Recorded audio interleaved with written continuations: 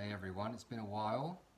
A few people have said, why haven't you done any videos? And the answer to that is, it's actually been very busy for me. I'm doing a new hypnotherapy course, which involves very deep regression work and various other things. I'm very excited about that.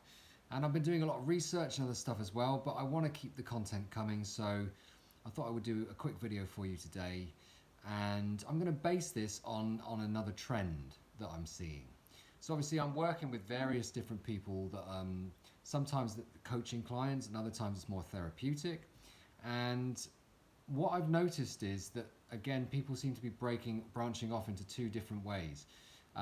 Some people have adapted and coped really well with the weird time that we're in and the kind of the environment and the way that we've been put into these situations, the lockdown, and just adapting to that kind of new change.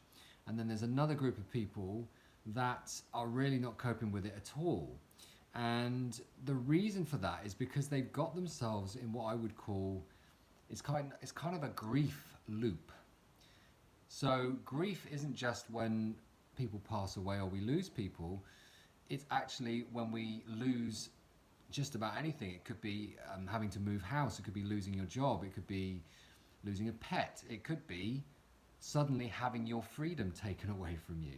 So what tends to happen with that is there is a process of grief, which is that people are faced with a situation that is out of their control, and it's a real shift, it's a change, it's a shock, and they lose their routine and they lose their freedom and they lose all of those things that come with that, like visiting friends or going to the gym.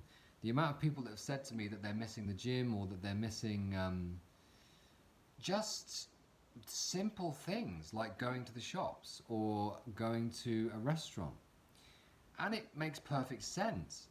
But the sad thing is, or the reality is, that even though things are easing slightly, it's not necessarily going to be, it's back to normal. In fact, to be honest with you, I don't think we're ever going to go back to normal. I think, if anything, there will be a new normal, and it's going to take a lot more adjustment and a few more bumps in the road before we get there. So my message today is that these loops that people are getting into, there's a simple concept or principle that you can use that will help you to break that loop. And that is acceptance of what is, right? Now that seems obvious, but nobody wants to do it, right? A lot of people, the people that are thriving and flourishing, or at least kind of adapting well to it, are the ones that came to terms with the change quicker. In other words, they looked at the situation. And when I say acceptance of what is, I don't mean you have to like it. I don't mean you suddenly go that you're happy about this and that you're kind of saying it's all okay. What I'm saying is it's a fact, right? This has happened. This is the way that it is right now. You don't have to like it, but the moment that you come to terms and inside yourself say, okay, this is the way it is, I don't have to like it, but what am I going to now do to adapt? You know, or for example, you can't go to the gym. Okay, you can't go to the gym, so you've got a choice. You can either sit there moping and moaning and being really annoyed and angry about it and then deteriorate into that kind of pit of despair, or you can say, no, I can't go to the gym, I'm not happy about it, but it's a fact. Draw a line under that and say, okay, what am I going to do that gives me the same hit or the same outcome? Whether that's going for a jog, whether that's doing some weights in the house, whether that's adapting, you know, buying some equipment, whatever it might be, you start thinking creatively and then you adapt it. You put a new routine in place and away you go. And then very quickly, you start to regain that mental health, that buzz, the outcome, you're staying fit, you're staying in shape. The point I'm trying to make is some people are still stuck in that kind of, I'm not going to accept this, or I want it to go back to the way it was now, and because it's not, there's a word that you stick in the middle of it. This has happened, and therefore it means that. Right? Now, in NLP or any kind of hypnosis, there are different language patterns, right? And I'm constantly listening out for these. So when a client says to me something like this, my boyfriend didn't call me, which means he doesn't love me anymore. Or, I didn't get enough work done today, so that means that I'm a failure, right? It's the means. This means that, right? It doesn't, right? That is called a complex equivalence, right?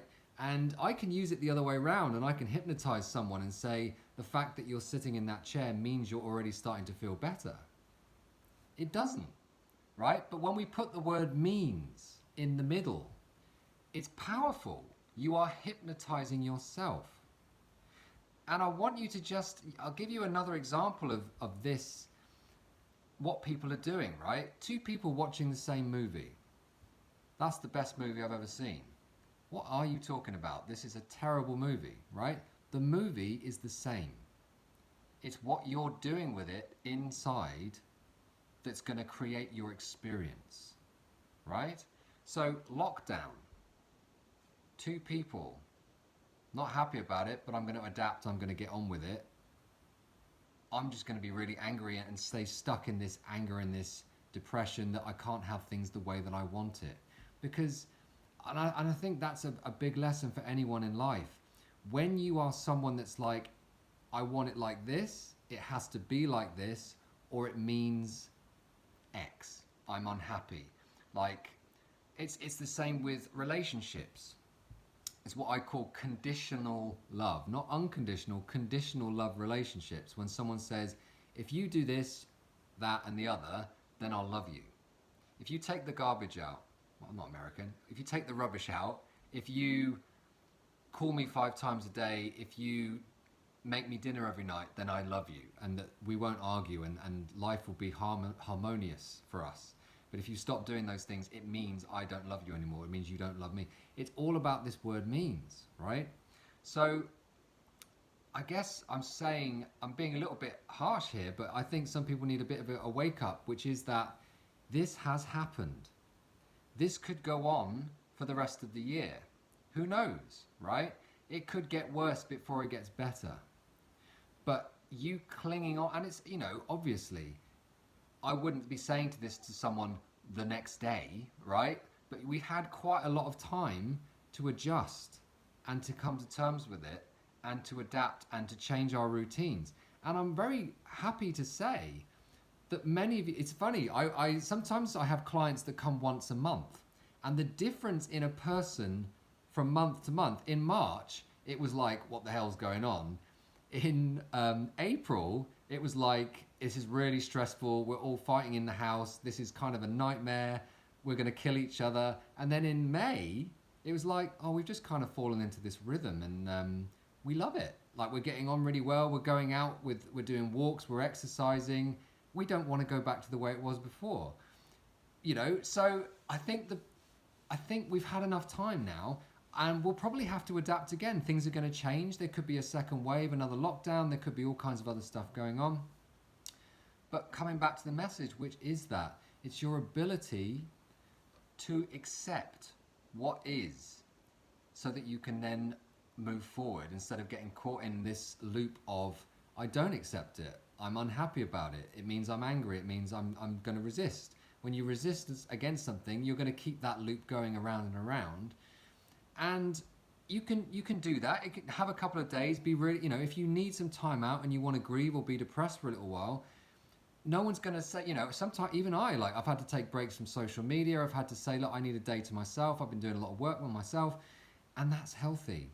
But I am very aware that once you accept the truth and the reality of the situation, it frees up. The stress levels go down, and it's that acceptance, and then it's like, So what am I going to do now?